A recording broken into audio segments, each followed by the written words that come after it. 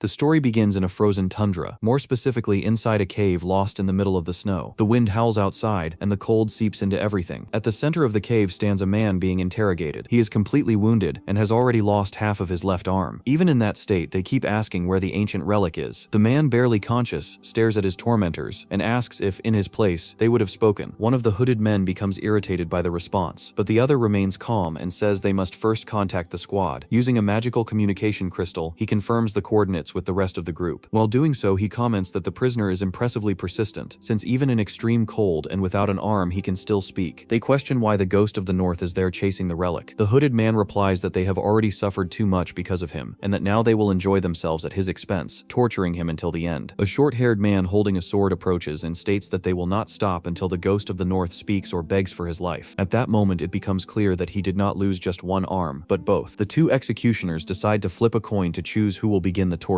Then everything changes. The ghost of the north grabs one of his arms with his teeth and connects it back to his body, regaining movement. It is revealed that he is the first failed awakened of House Dracker. His name is Zeke Dracker. Zeke was born into one of the greatest Dragon Slayer families, but he had the misfortune of being born with a body incapable of using aura. He failed to awaken and was treated like trash, expelled from his own house. Since then, he did everything to survive and grow stronger. He remembers a phrase he once heard, that whoever seeks only strength in the end will have nothing. The coin lands in the hooded man's hand, but before he can announce the result, his head is torn off in an instant. Zeke thinks that phrase can only be spoken by someone who already has strength. Without hesitation, he prepares to face the last remaining enemy. He advances, breaks the opponent's blade in two, and kills him with a deep slash across the chest. To him, the truth of that world is simple. The weak are trampled by the strong. Soon after, he hears a noise coming from the cave and reconnects his second arm. The entire platoon has arrived. Everyone is stunned to see him reattach his limbs. They comment that he is an irregular, but if they cut off his head, he will die like anyone else. A great battle begins. After an intense fight, Zeke emerges victorious, but he is gravely wounded. Swords pierce through his back, blood runs from his mouth, and he feels death approaching. Even so, he did not achieve his revenge. At least he managed to steal the Emperor's ancient relic. At least he accomplished something in that life. Even so, he apologizes to Alicia. When a drop of his blood touches the ancient relic, the artifact reacts by releasing immense power. A system appears, informing him that his willpower awakened that power. The soul of the ancient dragon enters the bodies of those who persist. The system asks if Zeke accepts this. Believing he is hallucinating at the brink of death, he tells it to do whatever it wants. The system confirms that the awakened has agreed and activates an irreversible promise. 5 seconds later, everything changes. Zeke returns to the past. Now in the body of a child, he tries to understand what happened. It is hard to believe, but he can still feel the pain of the swords piercing his back. The place around him is familiar. He is at the Draker Domestic Training Institution, the cradle of the family. House Draker is one of the 3 great transcendent families. Terracon Draker was the hero who saved the continent by defeating the evil dragon Bahamut in the war 1,000 years ago. His descendants founded House Draker. As heirs of a dragon slayer, every member of the Draker bloodline was born with the blessing of aura, awakened easily, and became successful knights. Everyone except Zeke. Suddenly he hears that voice again, and realizes it was not his imagination. The system confirms that the awakened soul has been validated and is 100% aligned with the ancient dragon. He now holds authority over part of the system. Zeke understands that this happened because of the activation of the artifact. He opens his status window. His name is Zeke Draker. His class is Healer, something extremely rare, and his title is the one who received the blessing of the ancient dragon. He possesses skills such as healing, heightened senses, resilient mind, and stamina recovery, in addition to standard abilities and draconic abilities that he will still be able to unlock. As he realizes he can navigate those magical screens, he begins to understand the magnitude of the opportunity he has received. Then he notices something even more interesting: the specific abilities of his class. At that moment, he remembers something his former master once told him, and understands that perhaps this time, the failure of House Drager can rewrite his own destiny. In the past, Zeke's master had explained that people in the ancient world were divided into classes. Each class had a specialization called a class ability. Since Zeke was a healer, his main ability was healing. He remembers that after awakening in his previous life, his master trained him until he was on the brink of death many times. He only survived because he possessed the healing ability. Now, looking at the system window, he realizes that even at this age, he already has that ability active. In his previous life, he had only awakened as a healer around the age of 20, but now, still a child, he decides to test whether the status window is accurate. He concentrates the power within his own body and feels something different. Even without having gone through the heavy physical training of that time, he already possesses his ether hall. At that moment, he understands that he returned to the past with his memories and also with the abilities he had accumulated. That places him at an absurd advantage. Even so, before taking action, he knows he needs to understand exactly what is at his disposal. Suddenly, someone knocks on the door and says it is useless to pretend he is not there, because he knows he is in the room. Zeke thinks he has not even finished reading the system information and begins wondering how to hide those status windows. The door opens, rules, and for a brief moment he panics. The one who enters is the family butler, Decker. The butler asks why he is not dressed yet and what he is thinking about. Zeke asks prepared for what, while noticing that Decker does not seem able to see the floating window in front of him. The butler questions whether he is serious, calling him Master Zeke. At that moment he remembers how frightening Decker used to be when he was a child. Even with the mind of a 30-year-old man, that old fear is still rooted in him. Suddenly, the system automatically activates the resilient mind ability. The fear simply disappears. The ability prevents the user from being easily shaken, stabilizing his emotions. Zeke realizes how convenient that is, especially in a situation like this. Decker reminds him that he mentioned an important event the day before and asks whether he is paying attention. Zeke replies that he is, but then remembers what it is about and mentions the evaluation called Pankration. All members of the Drager family go through a training system called Uberso. It begins at the age of 7 and lasts 5 years. During that period, the children face extremely rigorous basic training. Every year, the instructors evaluate the initiates through fencing competitions and also through Pankration, which is essentially a fight without rules. The 2 participants in each match are usually chosen by the instructor, although there are occasions when the students choose their own opponents as long as both agree. Since there are no rules, many leave seriously injured and some even die. Even so, this competition determines which class the students will be placed in within the academy. There is no choice. Everyone must fight. Later, in the arena, the chief instructor named Pan Mark announces that it is the day of Pankration, the final stage of the annual evaluation. Everyone confirms that they are aware. The place is filled with students and family members. While Zeke stands there, he hears comments behind his back. Many call him a waste and trash. Even though he belongs to the main Drager bloodline, none of it affects him, especially with resilient mind active. The fights begin. In the first duel, when Pan Mark gives the signal, one of the students charges without thinking. The other easily dodges and lands a direct hook to his opponent's face. Zeke watches and concludes that the fight is already over. He understands that this is what happens when someone fights without a defensive stance. The winner is Aaron. He remembers that when he was truly young, he used to feel frightened watching those fights. But now he realizes that none of those boys compare to what he became. However, in another part of the stands, someone is watching him with the clear intention of bringing him down. Finally, it is Zeke's turn. His opponent is Leon. The boy taunts him, saying he came back to embarrass himself again, and that last year he did not receive much attention. He claims that if Zeke wants to leave alive, he should beg for his life. Zeke recalls that every year the opponent assigned to him was Leon, the last time he truly begged for mercy. Now he is certain that Leon manipulates things behind the scenes to guarantee this confrontation every time. He wonders how someone so despicable can be his cousin. In his past life, he never had the chance to build bonds with his 4 direct line brothers. In contrast, he has more than a dozen cousins who love to humiliate him, and Leon has always been the worst of them. Leon continues provoking him, saying that at the very least he should show some respect for returning after last year's humiliation. He says maybe Zeke is brave, or maybe just too stupid to learn his lesson. At that moment, Zeke activates Resilient Mind once again. He decides he will not fall for cheap insults. Remaining calm, he warns that it will not be pleasant if Leon keeps calling him that. Leon laughs and asks what an inferior like him could possibly do. That is when Zeke activates Critical Strike. He throws a direct hook into Leon's face, and Leon collapses instantly. The ability doubles the damage of the blow, and the impact is brutal. Blood begins to stream from Leon's face as he screams in pain. Zeke thinks he only meant to throw a normal punch, but the ability activated automatically once again. The instructor demands to know what he is doing, since the fight has not even officially started. Zeke replies that in war there is no countdown. Whoever strikes first has the advantage. In that moment, the instructor senses something strange, an intense bloodlust coming from Zeke, and it makes him uneasy. Even injured, Leon claims he is fine and says he is ready to fight. He promises he will not go easy on that piece of trash. Zeke simply comments that he truly is slow to learn. The instructor finally authorizes the start of the match. Leon charges blindly. At first he notices that Zeke's blows are not breaking through his defense. As long as he maintains a defensive stance, he believes there is no real danger. He sees a counterattack coming and dodges, thinking the move is predictable. Then he grabs Zeke, trying to take him down, declaring that he will finish that inferior once and for all. But everything changes in a second. Zeke drives a violent knee into Leon's face, completely knocking the wind out of him. His guard opens. The instructor watches in disbelief. He was certain that when Leon grabbed Zeke's leg, the match was already decided, but the precision of the counterattack was absurd. He begins to wonder if this is truly the Zeke he knows. Leon realizes that at this rate, he will not win. He needs to create distance. But before he can, Zeke kicks his supporting leg and brings him down. When Leon tries to get up and throw a direct punch at his face, Zeke decides that this time he will control his strength better. He activates Heightened Senses. The ability temporarily enhances his senses and instincts. The world seems to slow down. He easily dodges Leon's punch, now more adapted to his own body. Seizing the moment, he grabs his cousin's arm and hurls him with full force against the ground. The impact is so strong that the arena floor cracks, sending up dust and smoke. To finish it, Zeke uses Precise Thrust, striking exactly at Leon's weak point and breaking one of his ribs. He remarks that even an idiot like him should learn something from that. Then he begins delivering repeated punches to Leon's face. The instructor and all the spectators are completely horrified by the brutality of the scene. Zeke only only stops when he leaves his cousin lying in the center of the arena, bloodied and nearly unconscious. He comments that his head feels clearer now, after sweating a little. He says he can finally recognize every person there. He tells them to stop staring at him and come down to the arena if they have something to say. At that moment, someone stands up in the stands. The person declares that he chooses Zeke Dracker as his opponent in Pankration and says he truly has something to say to him. Zeke immediately recognizes him. It is Yakin Vardek, another cousin. He replies that is fine, but fighting alone is very boring. Then he suggests that Liam Stone should join him. Liam Stone is Jakin's personal attendant. Zeke says that this way, as a pair, the fight would be fair. Jakin asks if that was an insult. Zeke confirms that it was. Jakin's intention becomes clear. He wants to kill Zeke right there. When everyone enters the arena, the instructor warns Zeke not to do anything before official authorization. Zeke finds it curious to see that man there again. The man who in the future would be known as the King of Mercenaries, Liam Stone. In his past life, Liam Stone joined Yakin as his servant. Since Yakin came from a distant branch of the family, he was neglected in formal education. He tried to enter the Valhalla Academy by begging for a chance, but failed. Later, he joined the Knight Order of a small nation called Baranon. When Baranon fell, he became a mercenary. With years of battle behind him, he accumulated experience and became a Red Knight. He united the three largest mercenary groups and came to be known as the Mercenary King. While the Empire hired the Stone mercenaries for internal conflicts, Liam Stone took part in the Great Continental Wars. In the past, Zeke faced Liam Stone as an enemy in the Northern Wars. He fought alongside the people of the North against him. Now, seeing that same man still young before him, he thinks that this time everything will be different. When the fight begins, Jakin Vardek moves first with a direct punch toward Zeke's face. He expects to see his cousin retreat, but is shocked when Zeke simply catches his fist in midair. Calmly, Zeke tells the two of them to attack at the same time. Jakin asks if he really thinks he will fall for such cheap provocation. He throws a kick, but the strike is easily blocked. As he steps back, he feels a sharp pain in his own shin. Zeke comments that he should look more carefully before kicking, since he gets distracted so easily. Without giving him time to respond, Zeke activates Critical Strike and rushes forward. Jakin raises his guard, but Zeke mocks him, saying he looks too scared to predict what comes next. Instead of punching, he kicks the same injured shin again. Taking advantage of the opening, he drives a heavy punch into Jakin's chest, making him spit an absurd amount of blood. Zeke repeats that he already said Yakin alone is not enough. Furious, Yakin calls Liam Stone to help him kill that bastard. Looking at Liam, Zeke wonders how a 12-year-old can look so much stronger and physically mature. When Liam prepares to attack, Zeke realizes he might not be able to block a direct blow. He understands that he needs to take control of the fight. He begins pressuring Liam's guard and activates Rapid Strike. The Rank E ability unleashes a sequence of high-speed attacks, creating a true barrier of blows against the enemy. Zeke strikes multiple parts of Liam's body almost at the same time. The crowd is stunned by the intensity. The instructor watches closely, clearly confused. The technique Zeke uses is something he learned in the Northern Lands in his previous life. However, he feels that his young body cannot endure so much strain. The biggest problem is Liam's monstrous physique. Until now, he has neither counterattacked nor dodged, only blocked with absurd firmness. Zeke's body begins to reach its limit. Even so, he decides to test just how resilient Liam truly is. He prepares a stronger blow, but at the last instant Liam dodges with surprising precision. Zeke realizes that Liam cannot see Aether directly. He simply possesses an absurd combat instinct. Then Liam grabs Zeke's arm and tries to throw him. At the last second, Zeke slips free and drives a knee into the back of his neck. Activating heightened senses again, he executes a countermaneuver and wraps his legs around Liam's neck, applying a choke that cuts off his breathing. Zeke thinks that it does not matter how strong someone's body is. Without oxygen, no one can endure. But even while suffocating, Liam begins repeatedly striking Zeke's body, forcing him to let go. One of the blows lands cleanly, and Zeke spits blood. He decides to continue, wanting to see who can endure longer. The fight becomes brutal. The crowd watches in horror as the two destroy each other in the center of the arena. The instructor observes every detail. After an intense exchange of strikes and endurance, one of the bodies finally collapses. It is Liam Stone who loses consciousness. A murmur spreads through the crowd. Someone comments that they already expected something like this. Another voice declares that it will be an honor to defeat Zeke Dracker in the future. Later, in the dormitory, Decker informs him that he heard Zeke was badly injured and asks if he is alright. Zeke replies that he is now. Even so, Decker asks to check his pulse. Zeke immediately understands. The butler wants to measure his aura to confirm whether he is awakened. He extends his palm. Decker thanks him and releases his own aura. Zeke feels the energy being infused into his body and begins to analyze it. He wonders if Decker is a Blue Knight. Normally, to measure someone's aura, it is necessary to access the person's internal energy center. However, Decker is doing the opposite, inserting his own aura into Zeke's body to sense the presence of his. To do that, one must be at least a Blue Knight. It is explained that not all knights are equal. They are classified according to their martial abilities, and above all, by the way they manipulate their own aura. The most basic level is that of White Knight, considered the novice stage. A large portion of the children in the cradle at that moment are already at that level. Above him stands the Yellow Knight, which is the first awakened level, reached when a person opens their internal energy center. From the moment they are able to control their own own aura freely, they become a purple knight. At this stage, it is already possible to imbue the sword with one's own aura. Then comes the blue knight, a level at which the warrior can create a blade made entirely of aura. Above these is the level of those who completely transcend their limits. This was the level the mercenary King Liam reached, and also the one Zeke attained in his past life. It is the red knight. Zeke still believes that black knights exist, but they are complete monsters, so rare that they can be counted on one hand across the entire continent. As he thinks about this, Zeke wonders how someone as skilled as Decker ended up becoming his babysitter. In the end, he concludes that it does not matter, because Decker is not capable of sensing his ether, something that only 2 people in the entire world are able to use. When Decker removes his hands from Zeke's wrist, he asks if the young man is hiding something. Zeke responds by asking if Decker is also hiding something. The other man remains silent, and Zeke leaves, saying he was just joking. Even so, Decker questions why Zeke has changed so much recently. Zeke replies that the question is wrong, that the real question should be why he took so long to change. He states that many things will change from now on, and that everything will return to its rightful place. He also says that all Decker needs to do is follow him. Decker replies that he understands his young master, and informs him that he has already prepared the training room. Zeke praises him as always, and tells him he can rest. Alone, Zeke reflects that if Decker was sent to watch him, then he needs to keep him close to prevent information from leaking. The problem is figuring out who sent him, most likely one of his brothers. When he arrives at the training room, Zeke is surprised and wonders if that is really a personal room. The first thing he decides to do is check his system. Everything seems normal, except for the quick strike skill, which is now at the proficient level. He realizes that this was, in fact, the only change. He begins to reflect on whether a skill evolves the more it is used. Perhaps skills are activated naturally based on his actions. If he learns something new during training, it might also turn into a skill. He questions what the difference would be between a common skill and a class skill, since they seem quite similar. In addition, he still has the draconic skill, but he needs points to unlock others. At the moment, he has 0 karma points. When he checks how to obtain these points, he discovers that he needs to kill monsters. There are several dungeons scattered throughout the world, but to enter one, it is necessary to be at least a purple knight. Even so, what intrigues him most is the reason he returned to the past. Perhaps this is related to the ancient relic he obtained. After thinking about it for a while, he decides that it does not matter right now. He decides to train to become stronger. With difficulty, he picks up a sword, his body trembling from the effort. It does not matter whether he will use the system or Draker's power. He will become stronger. It is then explained that there are 2 types of power in this world: the aura of knights and the mana of mages. Knights reinforce their bodies and weapons with aura, while mages use mana through magic circles. They are opposing forces on the spectrum of power. Whoever awakens one cannot awaken the other. However, Zeke had the misfortune of awakening neither. He was abandoned by his house, and during his days wandering without direction, he met his master. This master taught him many things, but the most useful was the art of healing and the Hall of Ether. It was through ether developed by his master that Zeke managed to completely master it. Currently, he is the only user in the world besides his master. After 2 hours of intense training, Zeke is already exhausted. His hand is bloodied, but he activates the healing skill and resolves the problem immediately. He knows that healing is an extremely rare skill, something he only encountered thanks to his master. If he uses it in front of the wrong people, he could be treated as an irregular. That is why he did not use healing during his battle against Liam. However, as soon as he returned to his room, he needed to heal himself to avoid complications. Recovered, he decides to train a little more. When the sun begins to set, Zeke realizes it is already time for dinner. He looks around and wonders what he will say to Decker, because the state of the training room after what he did is not pretty at all. 1 week later, in the cafeteria of the Cradle, several cadets were commenting about Zeke. They said he was completely different, and that perhaps there was some black magic involved. Some even felt grateful for it, because they believed he represented everyone who was considered weak. At a table filled with meat, someone ate in silence while listening to all the gossip. It was Reina Tarun. At the same table were Leon, sweaty and clearly tense, and Owen, who told him to eat even without appetite. Owen explained that he would need a lot of energy from now on to recover. Leon asked if he was mocking him, but Owen said it was just friendly advice. Even so, he implied that Leon's inferiority complex must be enormous. Angered, Leon stood up abruptly and knocked a piece of meat onto the floor. That left Reina visibly annoyed, and even Leon noticed her stare. Someone at the table asked what they would do now. Since the main topic was Zeke Drake, one of the cadets said he might have been impressive in the Pankration, but doubted he would do well in fencing duels. After all, he could barely hold a sword. Leon agreed, saying he was so weak that he had to commission a custom sword because the regular ones were too heavy. To him, the victory in the Pankration had been pure luck. Then Reina questioned whether it had really been luck. The entire table fell silent, and Leon grew even more nervous. Reina stood up and said that if they truly believed it was luck, then they did not deserve to be part of House Drake. After that, she left the table. It is explained that in sword duels, unlike the Pankration, the use of weapons is mandatory, specifically swords. The risks are greater, and the incidents more severe. It is in this type of combat that the real difference between the cadets' abilities becomes more evident. Within a month, after the final exams, the blessing rite would take place, the moment when the Drakers officially awaken their aura. In the arena where the duels would occur, an instructor asks Zeke to step forward. He approaches while the others murmur about the enormous sword he carries. Some mock him, asking if he thinks a big sword makes him stronger. Then his opponent draws his attention. It is Reina. The two enter the arena, and Reina declares that she chose Zeke as her opponent. He accepts without hesitation. As she watches him, Reina notices that he lifts a gigantic claymore with ease, something that does not match the weak image they had of him. Face to face, she feels that this Zeke is completely different from the one she knew in the past. Even so, she decides she cannot allow herself to be intimidated before the fight even begins. She needs to trust herself. Zeke, for his part, thinks he will do what he has always done. Even so, dueling the famous Lightning Knight makes him slightly tense. Reina Tarun, known as the Lightning Knight, made her name in continental wars and was considered one of the greatest of the dragon generation. She awakened her aura even before the blessing rite, although she has not used it in the cradle, as she chose to refine her basic skills first. The instructor begins the match, and Reina attacks first. She immediately feels that Zeke's defense is much better. Even so, she manages to strike from behind. He blocks, but is thrown backward. The claymore absorbs much of the impact. Zeke realizes that Reina is better than he imagined. When she closes the distance again, part of the crowd shouts for her to finish him quickly. A cadet comments that it looks ridiculous, as if she is playing with him. But then Zeke manages to break her posture. He realizes that with his current abilities, he can sense every gap and every small opening in his opponent's body. Even so, Reina's movements are so fast that they surpass his predictions, frustrating any attempt at a counterattack. New openings appear, and Zeke realizes that this feels like a training duel, something he is already used to. He continues exchanging blows with Reina, and soon the arena floor is filled with scratches made by their blades. Despite the intensity of the fight, Reina begins to show signs of fatigue, while Zeke appears stable. He wonders if that is all she can show in the cradle. He acknowledges that her technique is extremely refined, the result of an obsession with sword fundamentals, but he also realizes that she is holding back. Deciding, Zeke thinks he will help her break that shell. He takes a stance with the sword lowered, completely changing his footing. When she sees this, Reina immediately recognizes the type of stance he adopted, and understands that the real duel is only just beginning. Zeke advances to close the distance quickly. Reina is certain she can block that attack, but he moves much faster than she expected. By a very small margin, she manages to dodge the strike that hits the ground and shatters part of the arena. She realizes she can only escape because there is still space between them. If he gets too close, there will be no way to react. In the next attack, she decides to move as far away as possible, but she fails to notice one detail. When Zeke strikes the ground with his sword, he sends a stone from the arena straight into her face. The distraction is minimal, but enough. He takes advantage of the opening and advances. The blade approaches her neck, and for an instant, Reina thinks it is over. At the last moment, however, she reacts and disarms Zeke. The claymore is thrown far away. From the crowd come comments saying that it was expected from Reina, that she did not even need to use aura. The instructor, however, notices something none of the cadets did. At the very instant when Zeke's attack truly approached, Reina concentrated a significant amount of aura in her hand to deflect the blow. Even though she had promised she would not use aura before officially entering the academy, she was forced to break that rule. Zeke questions what she is doing and advances without hesitation. He closes the distance and declares that it is not over yet. Then he lands a direct punch to her neck. The impact makes Reina spit blood and drop to her knees, weakened. The crowd erupts in outrage. Cadets shout that it is a sword duel, that he broke the rules, that the victory should be hers. They call Zeke a disgrace. He ignores the shouting and asks Reina if she wants to continue. She thinks she has not lost yet, but recognizes that she was struck because she lowered her guard. If he had used a dagger instead of his fist, she would be dead. She accepts that. She admits she has lost. Silence takes over the arena. It is explained that Zeke Draker, the same one who days ago was called Trash, defeated one of the greatest students of the cradle, Reina Tarun. Meanwhile, far from there, in a burning castle, knights carry bodies and throw them into a gutter. In one of the nearby towers, two people watch the scene. One of them asks how the other can drink tea in a situation like this. The answer comes along with a letter. In it, it is written that Zeke Draker defeated Reina Tarun. The man drinking tea comments that William is always very serious. He asks how much time remains until the blessing ritual. William replies that it will be on the next full moon. The man then stands up and says it is time to visit the family. He has grown curious about what kind of awakening the youngest will have. Even with the entire cradle in shock over the victory, Zeke simply returns to training. 1 month later, on the day of the blessing rite, he is still finishing his training. He reflects that he does not understand how, in his past life, he managed to become a red knight with that body. His skills have evolved considerably since then, but he still has no karma points. He observes how the system works. When a skill progresses from beginner to proficient, and then to expert, once it surpasses expert, the mastery resets to beginner, but at a higher rank. In this way, a skill that was rank E at expert level can become rank D at beginner level. During the duel, he also acquired a new skill called Light Steps. At that moment, someone knocks on the door. Zeke asks what Decker wants. He informs him that they will depart in 2 hours. Zeke replies that it is fine and tells him to prepare everything. Later, he travels by carriage and comments that it has been a long time since he set foot in the main state. The main state belongs to the Drager family and is located within the Duchy of Troy. Although the central residence of the family is in the Fortress of the Four Seasons, at the heart of the continent, the blessing rite must be performed at the original estate, where the legend of the Dragon Slayer began. When he steps down from the carriage, Zeke finds himself at the main state of the Drager family, known as the Dragon's Nest. All the cadets enter enter the main residence. Zeke looks around and notices something he had never paid attention to before. Many of the spectators there are famous figures, people who appear in newspapers. He is certain that his own family sent informants to observe him. Whatever their intentions might be, if he fails to awaken, he knows they will not ignore him. Then he feels something strange and wonders why that bastard is there. An important figure arrives and asks what brought him to the blessing rite. He replies that it is nothing special, just curiosity. Soon he mentions that his dear younger brother is also present. It is the second son of the Drager family, the Lionblade, Abel Drager. Abel spots Zeke and comments that there he is. Zeke immediately recognizes the Butcher Knight, Abel. He takes a deep breath and tries to calm himself. There is nothing he can do at that moment. Even so, something bothers him. In his past life, Abel did not attend his blessing rite. His actions had changed the future, and that made him tremble with nerves, because he had no idea what could happen from that point on. At that moment, they announced that the blessing rite will begin. The first name called is Aaron, probably in alphabetical order. He prepares himself, walks to the statue, and plunges his hand into the water where there is a needle at the bottom. When the needle pierces his skin, and his blood comes into contact with the water, a powerful magic begins to emanate. That energy runs through his veins, taking over his entire body. After a great flash and a storm of magic, it is explained that during the blessing rite, all Draggers awaken their sealed aura when they graduate from the cradle at 12 years of age. Unlike the common knights of that world, who awaken at 20, the Draggers are far ahead. Right after Aaron, the instructor calls the next name. Even among the Draggers, there are rare cases in which, beyond the common aura, a person awakens a Dragon Slayer trait called mana inhibition. Suddenly, red lights begin to appear throughout the hall. It is explained that those who possess mana inhibition can become at least as strong as yellow knights, and some even reach the level of red or black knights. They undergo a pure blood awakening, and the instructor asks for the special gloves to be brought. Because of mana inhibition, these individuals must wear gloves made by the Drager family in order to live normally. Reina puts on her gloves, and it is explained that when someone proves to be pure blood, they officially receive the Drager name, along with full support from the family and various benefits. Everyone is impressed. Finally, someone like that has appeared, and it was clear that Reina would succeed. Then they call Zeke. He thinks that he did not expect to stand before that cursed statue again. In his past life, that moment had been terrible. The blessing rite had been the only thing that helped him pass through the cradle, but he received a disgraceful title. This time, however, it was different. He could heal himself, he could manipulate his own ether, and he had not given up even once in the cradle. He wanted the statue to show him mercy this time. When he plunges his hand into the water and is pierced by the needle, the statue begins to tremble. Suddenly, everything stops. The entire hall is confused, because that had never happened before. Zeke grows irritated, pulls his hand out of the water, and thinks he became too confident because of that idiot behind him. People begin to murmur, saying he failed and that he is a disgrace. He thinks people remain the same, but that does not change much for him, because he has already gone through this before. Suddenly, the system communicates with Zeke, apologizing for a delay in processing. The message had arrived late. The system informs him that it found missing data in the identification terminal. Now that his class information has been inserted, the registration is complete. The terminal identifies his healer ability and reveals that he obtained the title of a rare class. Zeke is unsure whether that is serious. Then he looks back and sees a red light emerging. The hall realizes that it is a pure blood awakening. Only Zeke can see the system screens, which inform him that a connection has been made with the terminal and that the blessing of the ancient dragon has been activated. The light changes from red to gold. Abel says nothing, only observes. The system announces that the battle blood has awakened, and because of his rare and exceptional talents, a new class has been created for him, the unique class Immortal. Everyone wonders what that golden light is, because they have never seen anything like it. Zeke knows what it means, but decides to say nothing so as not to raise suspicion, since it could be used against him. Some think the statue broke or that there was an error in the rite. At that moment, Abel claps his hands to draw attention and questions why everyone looks so serious. Since 2 pure bloods awakened in that rite, that should be a reason to celebrate. The crowd agrees and begins to applaud, even while nervous in Abel's presence. He asks what they are waiting for, and says he will arrange gloves for Zeke. Zeke himself notices that the gloves are heavy. They call the next name for the rite, and Abel appears satisfied with what happened. But Zeke realizes that his intentions are obvious. Even so, depending on Abel's help makes him feel like trash. The instructor then announces the end of the blessing rite and tells everyone to enjoy the celebration that will follow. Zeke thinks he will not attend any celebration because he intends to train. Before he leaves, someone calls his attention. He did not expect Abel to do that. Abel asks where he is going, if the celebration has not even started, and congratulates him on the pure blood awakening. He extends his hand to shake. Zeke decides he will play along for now, but when he remembers his past life, he hesitates and does not take the hand. Abel comments that this is strange behavior from him. Even so, Zeke thinks that even if it were to save his own skin, he would never shake hands with that scum. Abel says he truly has no manners, and that he will settle for simply seeing his face. He lightly pats Zeke on the shoulder and says it was good to see him again. As he walks away, Zeke states that yes, they will see each other again. Later at the celebration, people are still commenting in amazement that 2 pure blood awakenings happened in the same rite. That was extremely rare. Even so, amid the excitement, they begin to wonder where Zeke is, but he had already left long ago. In his room, Zeke removes the gloves, throws throws his coat aside and complains that he thought he would suffocate in those heavy clothes. Despite that, he admits that the room is well arranged. It is explained that every pure blood possesses the ability called mana inhibition, something that proves their connection to dragons, the source of all mana in the world. The problem is that almost all machines use mana as fuel, so a pure blood must wear special gloves to live normally without interfering with everything around them. Zeke thinks that if he were a true pure blood, he would be full of problems. Then he opens his status window. Now he has two new abilities, mana reflection and muscle mass buff. In addition to having received 100 karma points to use draconic abilities, he realizes that everything is very different from his past life. The problem is that he does not have mana inhibition, but mana reflection instead. He sits down and reads carefully. The skill creates a distortion field that nullifies any type of mana nearby. He understands that it is an active ability, not a passive one, which is why the lamps in the hall had not completely failed. His former healer class has now been replaced by a unique class called Immortal. Zeke begins to reflect on what happened. All the regular cadets awakened a blue aura. Only Reina received the red aura of pure blood. His began red but turned gold. The system said information was missing for classification. That means the identification terminal must have been the bronze statue. When the data was inserted, the statue began emitting red light. He finally understands. The statue does not determine someone's aura. It determines the user's class. Red light means rare class. Gold light means unique class. That makes sense because both the statue and the class system are ancient concepts, and since the red light appeared first, no one realized that he, in fact, did not awaken any aura at all. He does not have aura. He has a unique class. Then he remembers the 100 karma points. He is not even sure where they came from, but decides to use them anyway. He unlocks the draconic abilities, and a list appears in front of him. Among the options are Dragon Eyes, Dragon Knight, and Devour. Zeke starts to think carefully. Should he take the Dragon's Eyes and Power? The Devour ability only states that it allows him to eat and digest large quantities of food. He does not see much immediate use in that, so he decides to choose something that seems truly useful. He selects Dragon Eyes and Dragon Power. He thinks Dragon Power might be dangerous to use inside the academy, so he activates Dragon Eyes first. At first, he is disappointed because apparently nothing changes, but when he opens the balcony door and looks at the garden, he notices something is different. His vision has become absurdly sharp. The garden looks as if it is practically right in front of him. His visual range has become extremely refined. He admits that this could be very useful. Suddenly, another system window appears, asking whether he wants detailed information about the analyzed object. He finds that strange. Then several windows appear, displaying the material and composition of everything around him. The table, the carpet, the candles, the furniture, everything is analyzed. But suddenly he begins to feel unwell. His body becomes heavy, his mind exhausted, as if he has drained too much energy. He wonders if that is normal for a draconic ability. At that moment, the system automatically activates the healing factor and vigor recovery. His body is completely restored. He is surprised, because he had not even intended to use healing. Then he notices something even more important. His abilities are now marked as passive, and their levels have increased. He reads about the healing factor, and understands that his body regenerates automatically. He finds that completely overpowered. In his past life, healing was strong but limited. It could not be used repeatedly, and its effects had restrictions. Now the healing factor seems infinite. He decides to test it. He takes a knife and cuts his own arm, letting the blood flow. Within seconds, the wound disappears as if it had never existed. Zeke takes a deep breath and remembers that the academy takes 5 years to complete. He decides he will finish it in 2. It is then explained about the Drager Academy, the greatest knight academy on the continent, a place where any aspiring warrior would give an arm or a leg to study. Located in the Duchy of Troy, the region is always busy and full of life. Cadets arrive excited, dreaming of glory and prestige. As he walks across the campus passing other students, Zeke realizes something important. High-class students are no different from adults. Everyone there has been trained from an early age to pursue perfection. They are molded to become flawless weapons. When compared to the students from the cradle, it becomes clear that those born into major families have already established strong authority within the academy. Zeke observes all of this and reaches a conclusion. The dragon family is rotting from the inside. Among the numerous branch families that support the transcendent dragon family, there are 3 with the most influence, known as the Great Families: the Tarun family, associated with strength, the Zimmons, associated with wisdom, and the Vardek, associated with gold. Even children from other families naturally recognize the authority of members from these 3. Even so, Zeke decides that none of this is his concern. Later, at the high-class dormitory known as the Platinum Mansion, Zeke approaches and recognizes that it is an impressive place. The Platinum Mansion is fully furnished, has a training room, a library, and several other facilities. Access is restricted to students with high rankings, and even nobles who cannot prove themselves have difficulty entering. Pure-blood awakened individuals, however, have a special privilege, an exclusive floor called the Platinum Floor. When Zeke enters, a maid immediately welcomes him, and several attendants offer to escort him to his floor. The number of staff is so large that he even thinks it is excessive. One of the attendants informs him that Mr. Decker is already waiting for him in the room. Upon arriving, Decker greets him and explains that he is there to deliver something. On the table there is a small chest. Inside are new gloves, much lighter and apparently more useful than the previous ones. After receiving the gloves, Zeke decides that he also wants a new sword. Decker considers the decision excellent. Through the window, Zeke observes large mountain ranges and mentally notes that the Duchy of Troya is located near the Mountains of Giants, a region rich in high-quality iron. Weapons made from that metal are called Trojan weapons. Decker offers to find a good blacksmith, but Zeke says it is not necessary since he already has someone in mind and intends to go personally. All Decker needs to do is schedule an appointment. When reading the name on the paper, Gallion Halbert, Decker realizes he has never heard of him, but assures that he will make contact. Before leaving, Decker reminds him that classes begin the next day and advises Zeke to review the documents. Once alone, Zeke begins to analyze the environment. The platinum floor is completely isolated, which gives him the freedom to develop his draconic abilities without interference. At that moment, someone knocks on the door. A maid enters, apologizes for the interruption, and informs him that Miss Reina has invited him to dinner. Even without understanding the reason, Zeke accepts and asks her to guide him. He follows her to the rooftop of the Platinum Mansion and finds himself in a luxurious setting. Reina is seated, surrounded by other people, and welcomes Zeke Draker. She explains that her family is somewhat peculiar and apologizes for the exaggerated reception before dismissing everyone. During dinner, Zeke observes Reina carefully. Known as the Lightning Knight, she controls her own aura using only her abdomen, demonstrating great mastery. It is clear that she is ambitious and wants to become a Purple Knight. Even so, Zeke thinks her swordsmanship is too bound to patterns and believes she is wasting potential. As they talk and eat generously, it becomes evident that Reina has an even greater appetite. After dinner, Reina finally addresses the main topic. She wants to discuss business and proposes that Zeke accept the support of the Tarun family. He reminds her that he is also a pure blood awakened, but Reina argues that despite the benefits they receive, such as the platinum floor, that does not guarantee real growth. According to her, the academy has accumulated centuries of academic and practical knowledge, but without a personal instructor to develop one's abilities, anyone can fall behind. That is why support families are necessary. She mentions Abel Draker, also a pure blood, who was the youngest to achieve the title of White Knight and is now the Black Knight. Even he only reached that level after receiving support from his maternal family, the Zimmons. There are rumors that Zeke is not receiving support from his own maternal family, and for that reason Reina reinforces the proposal once more, asking him to accept the support of the Turun family. Zeke refuses. Reina shows surprise and questions the reason, stating that it would not be a bad deal for him. He explains that it is not about advantage or disadvantage, but that he already has everything he needs. In exchange for dinner, Zeke decides to give advice and an important warning. He states that her sword has great strength, but she needs to be more attentive to the men around her, because not all of them are observing only her skill. Zeke tells Reina to listen carefully. He explains that her greatest strength is not in trading blows head-on, or trying to win through brute force. Her true advantage lies in the fluidity that comes from a flexible body. Instead of blocking attacks directly, she should let her opponent's strikes pass lightly, evading naturally, and then respond with a single simple and delicate strike. If she can fight like that, she will grow far more than she is growing now. After that, Zeke stands up, thanks her for dinner, and leaves. As soon as he exits, Reina slams her fist hard against the table. She begins to reflect that the Tarun family has always been focused on strength, and that she was simply following that tradition. It is not as if she is naive or unaware of what is happening, but deep down she knows Zeke is right. She became obsessed with carrying the family name on her shoulders, and in the process ended up becoming just another within their pattern. He simply saw through her. During her childhood, everyone said that Reina was a genius, but the best advice she has ever received came precisely from Zeke Drecker. Now she begins to wonder who he really is. Meanwhile, walking out of the mansion, Zeke reflects on his own changes. All of his class abilities have been adjusted for absurd performance. Even after training all night, he is intact, without any sign of fatigue. This happens because of the new class ability called Infinite Energy. In his past life, he believed that place would be hell itself. Now, as a pure blood awakened, he has money, power, and access to everything he needs. Even so, he does not truly care about those things. Suddenly, a few people approach him, calling his name. It is Owen Zimmons, arriving with his own group. He comments that Zeke is also part of the special class. Owen Zimmons is the third son of the Zimmons family, one of the three great families. In the past, he used to set up situations so others would bully Zeke, but now he is acting friendly. Owen asks if Zeke received the invitation letter for dinner. At that moment, Zeke realizes it was probably the letter left on the table. Owen questions why there was no response. Zeke makes it clear that he sees no reason to reply and asks why he should even bother. Right after that, a large and intimidating man steps forward and demands more respect toward the young master. Zeke asks who he is. The big man laughs and comments that the cradle must not have much information about the outside world. Showing no interest, Zeke says he does not have time for this and begins to walk away. At that moment, the big man tries to attack him. Zeke reacts quickly, blocks and creates distance. He realizes the opponent is a high-level student capable of using basic aura manipulation. The man introduces himself as Durbin Roswell and claims he will teach Zeke some manners because of how he treated his young master. He says he is known as Durbin the Mighty. Zeke finds the nickname amusing and comments that it is curious for a mere cadet to already have a pseudonym. Then he moves at an absurd speed and lands a direct punch to Durbin's stomach. The impact is so strong that Durbin coughs up blood and is thrown backward, crashing to the ground completely defeated. With him down, Zeke asks what the self-proclaimed mighty will do next and tells Owen to hurry and collect reflect his subordinate. Owen walks past Zeke and whispers that he truly enjoys basking in his own glory. After that, the group leaves. Zeke concludes that they are all a joke. Draker Academy is basically divided into two classes. The normal class is for those who do not show exceptional talent, following a strict routine from early morning until late at night, where everything is achieved through effort. The special class, on the other hand, allows students to freely choose their subjects beyond the basic disciplines. That is where the elites gather. Zeke is in the special class, but he feels bored. He already expected it to be like this. Most of the students there are also former Cradle students, which does not change much. Suddenly, a professor enters and asks for silence. He announces that to encourage the freshmen of the special class, someone very special will pay a visit. This man was not only a commander during the Imperial War, but also the hero responsible for stopping the Empire's invasion. The professor then asks everyone to welcome the Academy's rector, Howard Draker. Howard Draker is known as a war hero, a true genius in both strategy and swordsmanship, someone whose presence commands immediate respect throughout the Academy. When Howard Draker finishes his speech, everyone seems impressed, but Zeke thinks the opposite. To him, that man is no hero at all. In fact, he believes Howard leaked information to the enemy during the war, just to secure his own survival. The problem was that the plan failed, and the enemy ended up being defeated anyway. In the end, Howard came out as a hero purely by luck. To Zeke, he is nothing more than a traitorous rat who happened to have fate on his side. Even so, he knows he must be careful. Howard Draker is the rector of the Academy, and can expel him at any moment if things get out of control. In his past life, Zeke lost the only place he still had. After being expelled, he was captured by slave traders and sold to the Southern Cartel. It all began because of that man. Now he decides that this time, he will make Howard pay. After the rector's speech, another professor takes the floor and says that the rector's words must have touched everyone's hearts. Then he tells the students to grab their swords and head to the arena for the next class. It is the special internal arena class. Zeke finds it ironic that even the special class has to begin by learning the basics of killing dragons. He remembers that in his past life, simply because he could not use aura, it took him 2 years to learn what anyone else would learn in 3 months. That alone makes him suspicious that something might go wrong. In the arena, the instructor finally introduces himself. It is the Rose Knight, Andre Drake. He announces that he will teach the basics of killing dragons. Many are impressed because he is far too young to already wear that uniform and hold the position of professor. Zeke knows exactly who he is. Andre, the Rose Knight, is not a pure blood awakened, but he graduated early from both the Academy and Valhalla. He is the kind of genius who appears once every century. That only confirms to Zeke that the level of the special class is truly different. In addition, Andre is known for having a rigid and inflexible personality, and he already begins by ordering everyone to shut up. In absolute silence, Andre orders everyone to draw their swords. When he sees Zeke's weapon, he grows curious and asks what kind of sword he is using. Zeke draws his claymore with flawless speed and technique, and makes it clear that it is simply the sword he chose to use. The answer irritates Andre, who tells Zeke to step into the arena. He questions whether the cadet does not know that he should use a sword suited to his own body. Zeke was already expecting this reaction. He makes a point of showing that he can handle the weapon perfectly, and states that he can even defeat an instructor using that sword. That makes Andre even more irritated. Zeke believes that simply displaying his skills will clarify everything. The instructor tries to intimidate him with pressure, but Zeke activates his resilient mind ability and remains completely immune. Then Andre proposes a challenge. If Zeke's blade touches his body, the cadet will be exempt from punishment for disrespect, and also dismissed from that class. He states that he does not intend to use aura against a mere cadet. Zeke feels excited because he knows Andre's weakness. Even so, he is aware that Abel Dracker might be watching, and drawing too much attention at the Academy is dangerous. He even considers tearing his own clothes and losing on purpose to avoid suspicion. But the moment he advances at absurd speed, Andre blocks the strike with ease. Zeke acknowledges that, as expected from a Blue Knight, it will not be simple. He continues attacking with fast and precise strikes, but all of them are repelled. The other students comment that an official Draugr Knight is on another level. 30 minutes pass, and Andre's clothes remain intact. The duel continues intensely, yet something begins to change. Andre's sword starts to tremble slightly. He begins to wonder what kind of absurd stamina that is. How can a cadet maintain that pace without using aura? The doubt arises whether he might end up losing to a student without resorting to his own aura. Internally, he admits that the existence of pure bloods is unfair. Meanwhile, Zeke notices that Andre's stamina is not as impressive as it should be. In addition, the instructor is suppressing his own aura, which limits him even more. The Dracker mana cultivation method is peculiar. The aura must remain active constantly, while eating, training, and even during sleep. This creates a continuous habit of energy circulation. The Dracker cultivation method demands that aura stay active at all times. It is like maintaining steady breathing. In practice, it is as if Andre is fighting while holding his breath. That naturally reduces his stamina far more than normal. Another one of Zeke's attacks is repelled. He realizes that losing like that would not be fair to him, but he also understands he does not have much choice, so he decides to force Andre to use aura, creating a situation where he will have to activate it without realizing. He needs to push the instructor to an extreme moment. Zeke focuses and advances at an absurd speed, so fast that even Andre is caught off guard for an instant. Using light steps, he creates a true whirlwind of attacks around the instructor. instructor. In the middle of the sequence, he activates his own critical strike and aims at Andre's back. At the last second, Andre twists his body and sees the blade approaching. He barely manages to evade and instinctively uses the Dragon Slayer art. Chapter 1, Verse 1, Sky Cleaving Slash. The strike descends with crushing force. Zeke, still wearing a faint smile, blocks it. The impact is brutal. He is thrown back violently, but remains standing. The students are impressed. His sword is practically destroyed, yet he is still on his feet. He comments that it really hurt. The healing factor is already working, repairing the internal damage. Even so, he decides to pretend that he lost consciousness. He falls as if he had fainted. Andre sheaths his sword, turns his back and declares that this cadet does not need to attend class anymore. Then he asks if anyone else wants to try the same thing. Silence takes over the arena. He interprets that as a sufficient answer. Later in the infirmary, Zeke evaluates the situation. The performance was perfect. He did not manage to touch Andre's clothes, but he forced the instructor to use aura after claiming he would not. That means Andre acknowledged the danger he represented. In the end, both of them benefited. Andre maintained his authority, and Zeke gained free time. Even so, he keeps thinking about the final strike. Sky Cleaving Slash is the most basic move of the Dragon Slayers, yet the force was absurd. Still, Zeke is certain he can defeat a Blue Knight. With practically infinite energy and healing, he can sustain any battle. The problem is that this is still not enough to live completely free. To avoid being restricted by anyone, he needs power that places him beyond any control. While he is immersed in those thoughts, a drunken man walks into the infirmary. The man looks at him and comments that he must be Arthur's youngest son. Zeke is startled. The current patriarch of the Drager family is formerly known as Lord Drager, yet this man calls him Arthur as if he were an old acquaintance. The drunk observes that Zeke's eyes are identical to his father's. Zeke asks who he is, but the man ignores the question and starts talking about the earlier fight. He places the bottle on the table and states that Zeke suffered internal damage when he was struck by Andre, yet healed instantly. He asks how that was possible. For a moment, Zeke wonders if he truly noticed. The resilient mind ability activates immediately. He keeps his expression neutral and says he does not know what the man is talking about. There is no one in the academy who should know about his healing ability. The drunk smiles and asks if he intends to keep pretending to be mysterious. Suddenly, he releases aura and tries to strike Zeke's head. Zeke dodges on reflex. The tension rises. Zeke begins to wonder if this man is an assassin. He grabs the bedsheet and throws it over the drunk's face to gain time. The man laughs and comments that the boy has interesting tricks. Zeke's instincts start screaming. If he does not kill this man now, he might die. He attacks with everything he has, but the man simply raises one hand and stops the attack with absurd ease. Zeke is shocked. The gap in level is obvious. The drunk remarks that, judging by his fighting style, he looks more like a mercenary than a knight. Zeke feels his heart sink. How does he know that? In his past life, he truly was a mercenary. The man removes the sheet from his face, and in a swift motion, takes Zeke's sword. He mocks him, saying that a Draker dropping his own sword and retreating is unexpected. Then he tosses the sword back and states that Zeke would do better as a mercenary than as a knight. Zeke feels something different. Since his master in his previous life, he has not encountered anyone who radiates such pressure. He realizes that this man is, at the very least, a red knight. The drunk continues examining the weapon and questions why someone so talented would be using such a simple sword. The question lingers in the air. At that moment, the infirmary door begins to open. The door opens and Andre steps inside. He looks around and says he finally found the person he was looking for. Zeke finds his presence strange, but soon realizes Andre did not come because of him. At the back of the room stands the so-called drunk, now looking much more sober. Andre addresses him naturally, calling him Gardner Dexter. At that instant, Zeke freezes internally. Gardner? Dexter asks how Andre knew he was there. Andre replies that he had previously passed by the training room and assumed he would find him in the infirmary after the fight. Then Andre turns to Zeke and says that if he has already been treated, he may leave. Before Zeke can open the door, Dexter calls out to him. He says that if he has time, he can stop by the greenhouse where he works. He claims he can teach him something very useful. Silence hangs heavily for a few seconds. Zeke replies that he is not interested. Dexter laughs and comments that his mouth is just like Arthur's, the same personality. At that moment, the pieces begin to fall into place in Zeke's mind. Gardner Dexter. No one strong enough to call the Dracker patriarch Arthur like an old friend would be an ordinary gardener. There is only one person who trained Andre as his sole disciple throughout his life, Duke Dracker, the Wind Knight, one of the Black Knights, someone with enough martial power to destroy a kingdom alone. Zeke remembers that Duke disappeared years ago without leaving a trace. Many believed he had died or isolated himself somewhere unknown. To think that he had been at the academy all this time, hiding in plain sight, is almost absurd. Perhaps Andre came precisely because of him. There is even an old rumor that he received the title of Black Knight simply because he liked the color black, a joke no one dared to repeat out loud. Now, however, he is showing direct interest in Zeke. Even so, receiving basic lessons is not what Zeke wants. If he is going to learn something from Duke, he wants to learn his secret technique, not simple foundational teachings. Later, in theoretical magic class, Professor Fannin is the one teaching. Most of the students are sleeping or clearly bored. The lesson feels out of place in a night academy. When the professor asks a question, no one answers. After a few seconds, only one voice speaks up. It is Zeke, the only one truly paying attention. He not only answers, but answers correctly. correctly. Fanon shows immediate interest. From that point on, the class practically turns into a dialogue between the two of them. As time passes, some students begin to question internally why they need to study theoretical magic there. For Zeke, however, the explanation is simple. That lecture is far too easy to understand, and it becomes clear that Fanon is not an ordinary professor. Before Zeke leaves, Fanon calls him. He says nothing is wrong, but comments that it was the first time in a long while that he truly felt like he was teaching someone. If Zeke wants to learn something beyond the standard curriculum, he can look for him in the laboratory. He casually mentions that he was a scholarship student at the Magical University of Delpho. That immediately catches Zeke's attention. The Magical University of Delphoa is practically the nation where magic originated. It is not something trivial. He thanks him with a slight smile. Getting close to a mage is always advantageous. Mages are creative, logical, good with calculations, and they see the world differently. They are often more useful allies than knights. Zeke already concludes that Fanon may be extremely useful in the future. When he steps out onto the campus, he senses a familiar presence. On a nearby bench, lying in a relaxed manner, is Duke in disguise. Still as the gardener Dexter, he asks if the class is already over and why Zeke did not show up at the greenhouse. He questions whether Zeke did not understand that he truly intended to teach him something useful. Once again, Zeke says he is not interested. Duke frowns and asks why. Zeke replies that he knows how talented he is, but he is busy with his own training. Duke laughs and agrees in an exaggerated way, as if accepting the answer. In the very next second, he simply disappears from in front of Zeke and appears behind him. He comments that it was exactly what the boy thought he would say. When Zeke turns around, it is already too late. A quick strike hits the back of his neck, and everything goes dark. When he wakes up, he is surrounded by plants and glass. The smell of damp soil is strong. He is in the greenhouse. Confused, he tries to understand whether he is in the academy's outer greenhouse. Duke's calm voice echoes in the background, asking if the child has finally woken up. Zeke asks if he has been kidnapped. Duke answers without hesitation that yes, he kidnapped him because he is extremely interested in him, and the most worrying part is that he does not even try to hide it. Duke truly has no patience at all. As soon as Zeke wakes up in the greenhouse and understands the situation, he activates light steps and immediately tries to escape, but it is useless. Duke simply appears in front of him as if he is playing. He even says it has turned into a game of tag. No matter where Zeke runs, Duke catches up with absurd ease, as if he is taking a stroll. The difference in level is so great that it is humiliating. When Duke approaches to strike him, Zeke hesitates for a second. He realizes that fighting inside there is disadvantageous. The enclosed environment limits his options. For a brief moment, he thinks that perhaps he should set the greenhouse on fire to create chaos and open space. He needs anything that can break Duke's rhythm. Instead, he decides to buy time by talking. He asks what exactly sparked so much interest in him. Duke answers directly. His wounds healed instantly after Andre's strike. Does he think Zeke does not remember that? Now everything makes sense. That was what caught his attention. Even so, Zeke does not show fear. He fires back that if he is so curious, then he should force him to answer. In the very next second, Duke disappears again. Zeke cannot sense his presence. No sound, no movement. Then suddenly, a sword begins spinning in the air and flies straight toward his head. By reflex, he dodges by mere inches and grabs the blade at the right moment. The impact vibrates through his entire arm. He asks what Duke is trying to do. Duke replies casually that he is simply doing what he was asked to do. He is trying to force him, but then his tone shifts. He says this is far too easy, so he proposes a bet. If Zeke manages to hit any part of his clothing, he will grant him a wish. Any wish. But if Zeke gives up the duel, he will have to reveal everything he is hiding. Now the situation changes completely. It is no longer a chase. It is a game with rules. And Duke is clearly enjoying himself. A long time later, still inside the greenhouse, Duke remains standing in the middle of the place, observing everything around him while trying to understand what kind of child that was. He wondered what Zeke was made of. 3 hours of confrontation had already passed, and it was not as if Zeke had absurd stamina or endless energy. Even so, he kept getting back up. Duke began to consider the possibility that the boy had some kind of practically infinite energy or healing. The more he thought about it, the more interesting he found the situation. Meanwhile, Zeke staggered, clearly at his limit, until his abilities activated once again, and his body was completely restored. He felt the energy return as if he had never fought. In his mind, he could stay there all day if necessary. Then he remembered there was still one ability he had not used, the dragon power. He evaluated the situation and concluded that even against a black knight, that should not be a problem. The two stared at each other intensely. Zeke made it clear that the fight would continue. Duke realized that the look in that boy's eyes was not playful, it was firm and determined. He liked that. Zeke began to gather ether in his body and activated light steps again, advancing with everything he had. Duke thought he was repeating the same attack from before. Compared to the speed of the Turum girl, that was nothing special. Even so, he admired the boy's spirit and determination. For a moment, Duke considered using a bit of aura. At that instant, however, Zeke activated the dragon power. The pressure changed completely. To defend himself, Duke broke Zeke's sword and wondered what had just happened. Taking advantage of the opening, Zeke struck the ground and raised a curtain of smoke. Inside the smoke, it became difficult for Duke to locate Zeke, but it was also not easy for Zeke to find Duke. Even so, with the dragon eye active, Zeke was able to perfectly identify his opponent's position and attack directly. At the moment the strike was about to land, Duke had already noticed the attack and disappeared from from his sight. Soon after, a violent gust of wind began to form around Zeke, like a small cyclone. He understood that this must be the secret move that earned Duke the title of Wind Knight. In an instant, Duke appeared behind him. His movement was so light that it seemed as if he were made of wind. Zeke barely managed to react. Without apparent effort, Duke approached and declared that it was a draw. Then he delivered a punch so strong that Zeke spat blood and was thrown far away. The system then warned that Zeke had used his abilities too many times and that his fatigue exceeded tolerable limits. To preserve his body, the system would forcibly place him into an unconscious state. Sometime later, Zeke woke up in his room. He wondered if it had been Duke who brought him there. As he stretched, he thought he had almost won. Even so, that was to be expected from a Black Knight. He had tried to catch Duke off guard at least once, but among thousands of attacks, he had not managed to land a single hit. Not even the Dragon Eye and the Dragon Power were enough to defeat him. That final technique, the Cyclone One, was certainly his secret move. Zeke concluded that he had fainted from overusing his abilities. Even so, it was worth it, because he managed to observe the secret move. Basically, Duke used movement arts at extremely high speed, sustained by an extremely trained body. That technique was probably what allowed Andre, even with low endurance, to reach the position of Red Knight. He thought it was a shame that he had not managed to learn that move, but he still felt it was worth it. With the Dragon Power, the pressure he generated was enough to make even a Black Knight hesitate. At that moment, a system window appeared, informing him that there was an unread message. When he opened it, he saw that his Light Steps ability had evolved to rank C and transformed into high-speed movement. In addition, his soul had further developed, unlocking new options to spend karma points. Now he could choose between minimap, inventory, and an elemental book of questioning. He had 40 karma points available. Among all the options, the one that caught his attention the most was inventory. Zeke decided to test it. He activated the inventory function and realized he could take any item and store it there. He could also retrieve it whenever he wanted. The occupied space depended on the size and weight of the object, and if he wanted more space, he just needed to spend more karma points. Thinking of an item to test, he picked up his sword. The object was digitized in his own hand. The claymore simply disappeared, and in the inventory an icon of a sword appeared. When he took it out, it was in exactly the same condition, the same size and shape. He concluded that it was not just an ordinary subspace. It was much better. In his past life, he had a subspace, but it was difficult to find anything among so many accumulated items. The inventory was far more organized and practical. After testing the inventory, Zeke began to think that he could still expand that space using more karma points. All of that was already available, even with his status window being low rank. He imagined what it would be like when he reached high rank. The difference must be absurd. At that moment, he decided that perhaps it was time to change his plans. While he was still organizing his thoughts, Decker appeared at the bedroom door, informing him that there was a message for him. The message came from Gardener Dexter. When he read it, Zeke opened a small smile. He had not failed completely. The message said that if he wanted to challenge him again, he should return to the greenhouse. Zeke remembered that at the end of the fight, Duke had called it a draw. He began to think about what that really meant. Maybe it had not been just provocation. Maybe it was recognition. Either way, there was still an opportunity to learn that ability. Before he could think more deeply about it, Decker said there was one more thing. He had found the blacksmith Zeke had mentioned earlier, but the man refused the request. When Zeke asked the reason, Decker explained that the blacksmith said he no longer forged weapons. The next morning, Zeke decided to go personally to the forge. The name of the place was Papnir Breath, and he thought it was a strong name for a forge. When he entered, he found the place completely messy. There were tools scattered around, dust accumulated everywhere, and a man slumped at the reception as if he had given up on everything. It was Galleon. Zeke immediately remembered the sword Radiance Gram, the masterpiece that Galleon had forged for him in his past life as payment for saving his life. It was no wonder he had the title Soul Blacksmith. They said he read the user's soul before creating a weapon, and he truly lived up to that when he forged a sword with the ability Zeke needed most at the time, to transform ether into aura. Now, the best blacksmith on the continent was standing before him, but in a deplorable state. Galleon raised his head and asked who he was. When he realized it was just a boy, he said that was no place for children, and told him to leave. Zeke found it strange, because although Galleon temperament had always been peculiar, that was too extreme. Without wasting time, Zeke grabbed a bucket of water and poured it over his head. Then he threw the bucket aside, and asked if he was awake now. After that, he demanded to know why the commission had been refused. Noticing the symbol Zeke carried, Galleon asked if he was a Draker. Soon after, he struck his own head against the counter and apologized for the lack of courtesy. He apologized for the insolence, but stated that he was not accepting commissions. He said that someone like him did not have the right to forge a sword for a Draker. Zeke began to reflect. In his past life, when he met Galleon, he was already the greatest blacksmith on the continent. He never mentioned what kind of life he had lived before that. Maybe he had hidden this shameful past, but waiting 10 years until he recovered was not an option. Meanwhile, Galleon seemed to be losing control, repeating that he could no longer make weapons. Zeke then called him by his full name, Galleon Halbert. The blacksmith apologized again for being dishonorable. Zeke replied that he did not need that and said he wanted to see the weapons he considered failures. Even reluctantly, Galleon led him to the back of the forge. The place was enormous and completely disorganized. There were dozens of weapons stuck in the ground, scattered throughout the yard. Zeke picked one of them up to examine it. Galleon warned him to be careful, because even being a failure, clear, it was still sharp. Zeke began to search for a specific sword, discarding the ones that did not interest him. He realized that the basic quality was still there. Galleon talent had not disappeared. Then he activated his draconic eyes and analyzed the structure of one of the blades more closely. He already suspected what the problem was. He asked if there was something wrong with the brazier. Galleon was surprised and asked how he knew. Zeke explained that he used his own smelting method, mixing different metals to create a lighter alloy. Then he picked up the sword and broke it easily. He said that the metal was indeed lighter, but the durability had been compromised. He explained that in cases like that, the problem usually came from impurities that were not properly removed during the heat treatment. Galleon fell silent, realizing that the boy had not only recognized his method, but had identified the exact flaw and the cause of the decline. After a few seconds, Galleon got Zeke's attention and said that the question might seem random, but he wanted to show him something. Later, inside what looked like an office within the forge, he presented a blueprint, a detailed schematic of a project. The two analyzed the drawing in silence. As he looked at it, Zeke realized he was facing Galleon's true secret, something that would only be revealed many years later. The project Galleon showed was the blueprint of the magic brazier. In his past life, he had only revealed it to Zeke after Zeke saved his life. The magic brazier would allow the internal temperature to be freely adjusted, something impossible in ordinary furnaces. After analyzing the schematic, Zeke stated that with that brazier, Galleon forging method would work perfectly. Galleon confirmed it immediately. He had already imagined that Zeke would understand at once. Then Zeke asked why he had not started building it yet. Galleon explained that the main component was a stable source of magical energy, and that to obtain it through the magic tower, he would need to pay 10,000 gold coins. The amount was so high that even Zeke was shocked. He began to think that perhaps in his past life, Galleon had taken 10 years to gather that sum. That made sense. He commented that the price was absurd. That was when Galleon made a proposal. If Zeke, as a pure blood draker, could make the magic brazier viable, he would swear to forge weapons for him free of charge for the rest of his life. Regardless of the circumstances, Zeke realized that the proposal was tempting but complicated. If he were the guardian knight of the family, he might have access to that kind of resource. But even being pure blood, it was impossible to simply obtain 10,000 gold coins of immediate support. Even so, he did not intend to give up on the future Sword of Radiance Graham. If the problem was magical energy, then that needed to be the focus. Suddenly, Zeke had an idea. He picked up the magic brazier schematic and said he accepted the deal. Galleon was incredulous and asked if it was true. Zeke confirmed. He would ask a mage he knew for help and would send a letter when everything was ready. Before leaving, he told Galleon to stop drinking. At that moment, the blacksmith grabbed him emotionally, thanking him repeatedly and swearing to serve him for the rest of his life. Even as he was already getting into the carriage, Zeke could still hear the thanks coming from afar. Later, he headed toward the research buildings of Drager Academy. On the way, he thought about why the fee charged by the magic towers was so high. The structure seemed far too simple to justify that cost. He believed Fanon could help him. That was why he began searching for his laboratory. As he turned into an alley, he remembered the past. In his previous life, it was there that he knelt down, crying and begging Leon not to kill him. Every day he suffered oppression in that place. The memory still weighed heavily. Without realizing it, he passed through the alley with contained anger. Nearby, Leon was venting his frustration on another student. He was still obsessed with the golden reaction he had seen in Zeke. He wondered if Zeke had truly surpassed everyone as pure blood. He tried to convince himself that it was a lie. It must have been luck. That was when someone called out to him in the alley, using a derogatory nickname. Zeke appeared with a serious expression. He gave Leon 3 seconds to put his head on the ground. Everyone around was shocked. Leon asked what he was talking about and stated that Zeke's arrogance, just because he had become pure blood, would end up killing him. Zeke told him to shut up and lower his head. Leon felt a pressure he had never experienced before. Just a few months ago, Zeke was someone he could step on effortlessly. Now, just his presence was enough to make him afraid. Driven by wounded pride, Leon ordered everyone to attack at the same time. Zeke replied that it was not his fault. They were the ones who started it. He dodged the first strike and countered with a direct punch to the attacker's face, slamming him into the ground. Others rushed forward, but he moved with precision. He struck one, grabbed another, and threw him into the next. Without difficulty, he took them down one by one with punches, kicks, and direct movements. It was a fast and controlled massacre. Leon stood frozen, desperate. He could not accept that this was the same Zeke he once knew. When Zeke approached him, he said there was no reason to be so afraid. Leon should already understand. The pain would be quick. In panic, Leon drew his sword outside the training arena. Zeke asked if he was sure about what he was doing. Drawing a sword outside the arena had clear consequences. Then he declared that, in the face of the killing intent of Leon Conrad, who had unsheathed his sword outside the sacred training arena, he would respond in the name of honor, and the sentence for that was death. According to Academy rules, when someone unsheathed a sword outside the sacred arena with killing intent, the opponent bore no responsibility for what happened afterward. Zeke made it clear that Liam Stone would be the witness. The punishment would proceed. As soon as he understood the seriousness of the situation, Leon fell to his knees. He began to apologize, begging to survive. He pleaded for mercy repeatedly. As he walked closer, Zeke remembered that in his past life, he had been the one kneeling in that same alley, saying those exact words. Without hesitation, he stepped forward and made a swift cut toward Leon. He said that this time, he would only take an ear as payment. The blade passed, and the ear fell to the ground. Leon began to scream and cry eye, desperate at having lost part of his own body. Zeke warned that if that ear was reattached when they met again in the future, the next thing rolling on the ground would not be an ear, but a head. Then he pressed Leon's head against the ground, making the threat perfectly clear. The student who had been attacked earlier stood up and asked why Zeke helped him. Zeke answered that he was not helping him. Deep down, he felt he was helping his past self. He even wondered if that softer side came from Gallian influence. He almost said something embarrassing out loud, but held himself back. A few moments later, he was already in Professor Fanon's laboratory. After analyzing the magic brazier schematic, Fanon went straight to the point. He said it was possible to build it. Zeke became attentive, ready to leave everything in his hands, but the professor asked him to listen to the explanation first. The general structure was simple, just as Zeke had said. The real problem was the core responsible for generating energy. The core was the heart of the machine. Even though it was small, it required an absurd amount of energy and had to allow immediate adjustment of output without delay. There was no precedent for something like that. When Zeke asked if it was still possible, Fanon replied that yes it was, but with conditions. There were two options. The first would be to completely redesign the core. That would take at least a decade. When he heard that, Zeke became tense. 10 years was far too long. The second option would be to abandon the production of a traditional core and use an alternative material as an energy source. That would save time, but it would require a highly compressed mana stone. Zeke recognized the term immediately. It was an artifact that could not be manufactured even with current technology. Fanon confirmed it. Relics of that kind were rare, and finding one capable of supporting that design would cost around 3,000 gold coins. Zeke began to weigh the options. He was already at risk of being expelled from the academy if they discovered that he could not truly use aura. 10 years was impossible, but 3,000 gold coins was also an absurd amount. He thought about the sword Graham, the radiance. Maybe he would have to give it up. Most people believed he was an aura user because of the golden reaction during the blessing ritual, but that had only been an interaction between ether and healing. The truth was that Zeke still did not possess aura. Ether was difficult for humans to control. Aside from the soul spirit ability his master had taught him, he had no access to techniques that required aura. Even with that ability, he could only reinforce and stabilize his own body. Compared to ether, aura was easier to use and far more versatile. That was why he needed the sword Graham to convert ether into aura. He began to wonder how he would obtain a highly compressed mana stone. At that moment, Fanon commented that whoever had created that design was a true genius. The project was extremely efficient. It would have been difficult even during the era of golden relics. When he heard that, something clicked in Zeke's mind. He suddenly stood up and told Fanon to take care of the design because he would return soon. The professor asked if he truly expected the project to be completed in 10 years. Zeke replied that he did not. He said he would bring a highly compressed mana stone. The golden era was the period that began after the War of Liberation, when humanity fought to free itself from the rule of the dragons. The conflict ended with the evil dragon Bahamut being defeated by Tarakan Draker. That victory granted humanity an entire century of peace. During that period, many ancient relics were discovered in the dragon's lair. They were remnants of the era of the Hero King, considered the main era of magic. All the relics and techniques discovered at that time strengthened magic so greatly that it ended up surpassing modern standards. Among those artifacts was the highly compressed mana stone, capable of sustaining the magical needs of an entire village on its own. It was a relic from the era of the Hero King. Later, in the central library of the Drager Academy, it was explained that although it was almost never used, the library continued to be maintained because it was believed to have been founded by Tarakan himself. During the expansion of the Records Hall, relics from the Golden Era were discovered, which drew the attention of the Magic Tower, and even the Archmage of Nirvana. Within a few months, several relics began to emerge. However, all of that would only happen 10 years later. At that moment, the one inside the Records Hall was Zeke. He knew that no one had yet discovered that secret. As he examined the place, he thought that he could search all day and still find nothing visible to the naked eye. So he decided to activate his Draconic Eye. With the ability active, the search became much simpler. After some time, he noticed something different on the floor. One of the tiles seemed slightly distinct from the others. When he tapped it a few times, he realized the sound was hollow. Without wasting time, he used Soul Spirit to cut the tile. He remembered that this was the only practical application he had learned from his master. Since ether could materialize according to the user's will, it was possible to apply specific properties such as cutting and adapt the technique to different situations. The problem was the high ether consumption. Any action required an enormous amount of energy. Zeke immediately felt his body grow heavy and realized that he still did not have enough control to use that ability easily. Even so, he managed to cut the tile and jumped into the opening, closing the passage right afterward. Down below, he lit a torch and was surprised by the depth and extent of the place. The space was much larger than he had imagined. As he walked through the underground tunnel, he heard a strange noise. Instinctively, he hid and began to wonder who else might have found that place besides him. As he carefully peeked ahead, he saw that they were two skeletons. One carried a shovel and the other a pickaxe. That indicated they had not been created by a lich. They were the bodies of ordinary people who had died naturally and were later reanimated through dark magic. Without hesitation, Zeke eliminated both of them quickly. The second was defeated with a particularly elegant strike. Immediately afterward, a system window appeared before him, informing him that for defeating two skeletons, he had received 2 karma points. Only then did he remember that he gained karma by killing monsters. Realizing that this was a great opportunity, he decided to take advantage of it to accumulate points. He advanced through the corridors, defeating skeleton after skeleton. With each enemy defeated, he gained another point. After eliminating 20 skeletons, he had accumulated 40 karma points. He began analyzing the available options. The beginner book cost 45 points. The minimap cost 20. The devour ability required 50. At the moment, he could only afford the minimap. Without thinking twice, he made the purchase. The system informed him that the minimap had been activated. Immediately, the entire layout of the place appeared before him. The map was similar to a traditional magical map, but with one important difference. The system converted the view from 2 dimensions into 3, creating what was essentially a detailed hologram of the environment. While analyzing the projection, Zeke noticed that one of the rooms was marked with a different color. When he selected the point, the system asked if he wanted to trace a route to the location marked as storage. He accepted, and the path to the destination appeared clearly drawn in front of him. With that, he knew he would never get lost there again. Sometime later, he reached the indicated location. In front of him stood a large door. He already suspected that simply pulling it would accomplish nothing. When he kept his hand against it for longer, the door reacted with magic. It became clear that it was protected by a security spell. He concluded that this was probably why the Archmage of Nirvana had become involved in the matter 10 years later. If he had not been wearing special gloves, he might have lost his hand upon touching the door. He realized he would not be able to break through the spell alone and decided to consult the system. The system informed him that it would attempt to connect him to the security mechanism. There was an attempt to deactivate the spell, but it failed. The alternative would be to activate the device manually. Surprised, Zeke began to wonder whether the system was truly responding directly to him. The system confirmed that it was, and addressed him as Administrator Zeke Drake. At that moment, Zeke realized that he could communicate directly with the system. He seized the opportunity and asked a question that had been tormenting him from the beginning. He wanted to know why he had regressed in time. The system responded that it could not provide that information. He then asked what it meant to be the administrator of the system. Once again, the answer was negative. He also received no explanation about who had created the system itself. In the end, Zeke concluded that the system simply refused to answer any truly important question. Zeke decided to stop insisting on useless questions and get straight to the point. He thought that it was enough and that the system could simply open the door for him. The system confirmed the administrator request, and the door to the storage chamber of the Tomb of the Dragon Slayer was released. The massive doors began to open with a heavy metallic sound that echoed throughout the corridor. When Zeke looked inside, he was stunned by the size of the place. The hall was enormous, and nearly the entire space was filled with chests. He began to wonder if all of them were treasure chests. Treasure chests, as the name suggested, were containers that held relics and extremely valuable items. Finding even a single chest containing a relic was considered almost a miracle, and there were dozens of them there. Without wasting time, Zeke opened one of the chests. When he saw its contents, he became excited. There were too many rewards inside. He decided that he would take everything he could carry and was already thinking about giving part of it to Fanon later. Among the items, he found 4 highly compressed mana stones. To store everything, he began spending points to increase the size of his own inventory. He kept expanding the internal space until he could store the most important relics. He was already planning to return regularly until he graduated from the academy, taking advantage of that hidden treasure. After gathering a large number of items, he concluded that for now it was enough. That was when he felt a strange pressure. It was as if a dark presence was spreading throughout the room. The air felt heavier. Zeke realized something was wrong. When he placed his hand against the wall, he felt a current of magic run through his arm. The next instant, several magic circles appeared around his body. Before he could react, he was trapped by the magical formations and teleported elsewhere. When he regained his senses, he was already in a new environment. He asked the system where he was, and received the answer that this place was the home of the Dragon Slayer. That left him confused, because he did not remember any old records mentioning a room full of coffins in that location. He activated the minimap again, and realized he was not that far from where he had been before. However, there was no visible path connecting the 2 points. That indicated it was likely a hidden area, perhaps a space where no one had ever set foot. Determined to explore, Zeke opened one of the coffins and found a suit of armor. The system informed him that it was exclusive Dragon Slayer equipment. The armor looked somewhat worn, but considering how much time had passed, it was in excellent condition. He concluded that the item was certainly from the Golden Era. Upon closer inspection, he noticed a specific compartment in the armor. Not wanting to waste the opportunity, he took a compressed mana stone and installed it into the equipment. As soon as he did, the set began to activate. At first, Zeke felt anxious and excited. However, when the armor stood up on its own, it began to move uncontrollably, swaying from side to side as if it had gone mad. He did not understand what was happening. Suddenly, a large explosion filled the area. The system informed him that an overload had occurred and warned that an explosion was about to happen, recommending that he take cover. But the explosion had already taken place. The system then issued an apology. With the mana stone still in his hand, Zeke began to reflect. Perhaps those stones were the original power source of that type of equipment. He also wondered what kind of technology required such an absurd amount of energy to function. He decided that later he would ask Fanon about it. After the incident, he continued exploring the place. He went through every room, collecting whatever he considered useful. In the last chamber, however, there was only a single object. It was a glass cube, carefully preserved. When he approached, the system displayed a message that left him completely stunned. Before him was the legacy of Tarakan Draker. Inside the cube was the cursed heart of the dragon, Bahamut. Zeke was speechless. He began to wonder whether the hero had kept it as a trophy or as some kind of macabre gift. That discovery also explained the strange sensation he had felt earlier in the storage chamber. Even so, the energy emanating from the heart was far more intense and disturbing. The system then informed him that the cursed heart of Bahamut was reacting to the administrator. A shadow began to form around the cube.